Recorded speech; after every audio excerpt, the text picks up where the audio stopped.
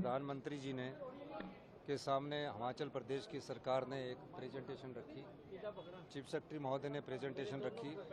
दिल्ली के अधिकारी थे, भारतीय जनता पार्टी के सांसद के सदस्य थे और हमारी सरकार नेता प्रतिपक्ष थे, भारतीय जनता पार्टी के अध्यक्ष थे, हमारे डिप्टी चीफ मिनिस्टर, स्पीकर महोदय, एग्रीकल्चर मिनिस्टर, हमारे आयुर्वेदा मिनिस्टर और लोकल एमएलए केवल सिंह पठानी जी, सब लोग हम यहाँ थे।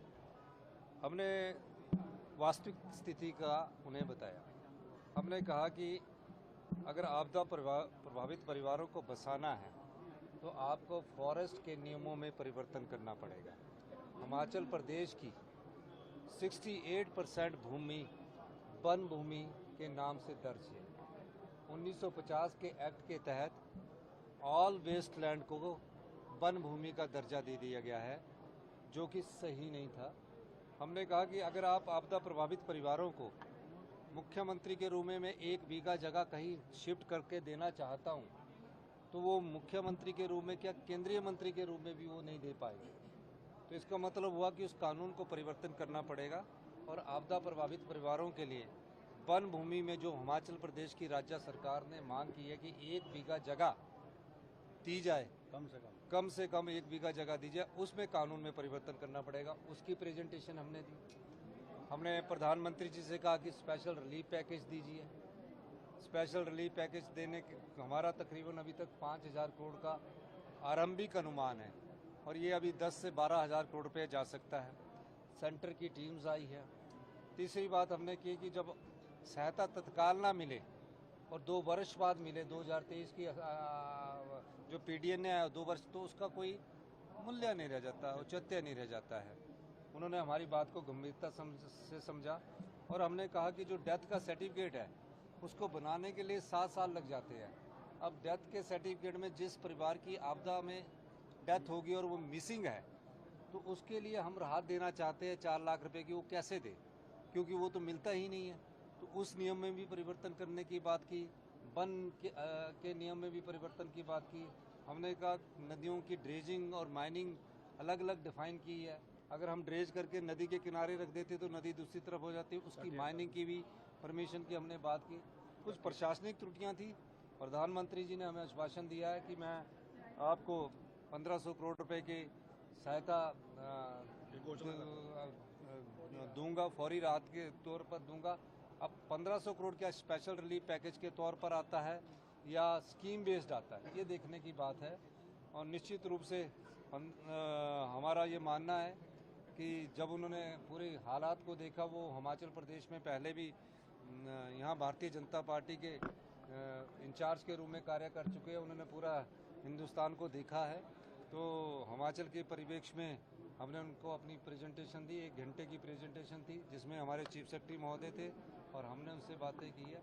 अब सहायता का जो घोषणा करके गई है, अब उसका इंतजार है कि वो जल्दी लागू हो। और उस सहायता से पहले हमें जो वन अधिकार नियमों में परिवर्तन करना है, वो बहुत इम्पोर्टेंट है, हाँ ना। और दूसरे क्योंकि वो इसलिए भी इम्पोर्टेंट है कि उसके बगैर हम जो आपदा प्रभावित परिवार है अपनी ज़मीन पर बसना नहीं चाहते।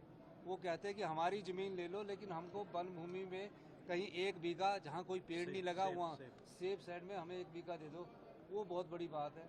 हमने कहा कि प्रदेश में जो सड़कों का निर्माण हो टनलिंग पर आधारित हो। कालका से शिमला रेलवे लाइन ब्रिटिश काल में 100 साल पहले बनी है। 103 टनल है, आज तक कभी नहीं रुका। तो टनलिंग का निर्माण हो और अल्टरनेट रूट के बारे में सोचा जाए। अल्टरनेट रूट में हमने कहा कि कांगड़ा पठानकोट से एक मनाली के लिए जो भुभुजोड़ टनल बन जाए, तो सीधा मनाली के लिए एक टनल बनकर जो कांगड़ा से जोड़ा जा सकता है। और जब कभी भी मनाली कभी भी बंद नहीं होगा, अभी तो ये बंद हो जाता है, कंप्लीट बंद हो जाता है। इस प्रकार की बात की। और हमने कहा कि एडिशनल बोरिंग 2% हमें दी जाए, ताकि हमारी जो आर्थिक स्थिति है उस स्थिति को हम पार किया जा सके। इस दृष्टिकोण से हमारी कई मुद्दों पर बात हुई है। प्रधानमंत्री जी ने कहा है कि हम उस पर गंभीरता से विचार करेंगे। कुछ नियम है उसको बदलने के लिए जहाँ परिवर्तन करना होगा, अधिकारियों की को दिशा निर्देश दिए। अब उस पर कितना अमली जामा पहुँचता है वो आने वाले समय में पता लगेगा। तो ये जो चेंजेस लाएंगे इसको आपको असेंबली में लाना होगा और नहीं, ये पार्लियामेंट के पास पता करेंगे। अगर असेंबली में लाना होता तो हमने असेंबली में अभी ला दिया होता, ये पार्लियामेंट के पास था। जिन लोगों की आपदा में मृत्यु हुई है उन लोगों के लिए क्या कुछ? देखिए, जिन लोगों की आपदा में मृत्यु हुई है, हिमाचल प्रदेश की सरकार ने एक स्पेशल रिलीफ पैकेज घोषित किया है। उसके तहत प्रधानमंत्री आवास योजना के तहत तो 1,30,000 रुपया मिलता है, लेकिन हमने कहा 1,30,000 में घर नहीं बनता है। हमने उस 1,30,000 की जगह 7 लाख रुपया प्रत्येक आपदा प्रभावित परिवार को, जो भी आपदा में जिसका घर टूट गया है, 7 लाख रुपया हिमाचल प्रदेश की सरकार देगी। आप जिसका घर टूटने के बाद जो उसके सामान होता है, बर्तन होते हैं, उसके लिए 70,000 रुपया एक्स्ट्रा दिया जाएगा। जिसका पशु चला गया, भैंस चली गई है, गाय चली गई है, उसको 55,000 रुपया, जितने की कीमत है उतने की गाय भैंस की कीमत के पैसे दिए जाएंगे। और जिनके जमीन में पानी घुस गया है उसको 1 बीघे का हम 10,000 रुपया प्रति बीघा के हिसाब से सिल्ट हटाने का देंगे।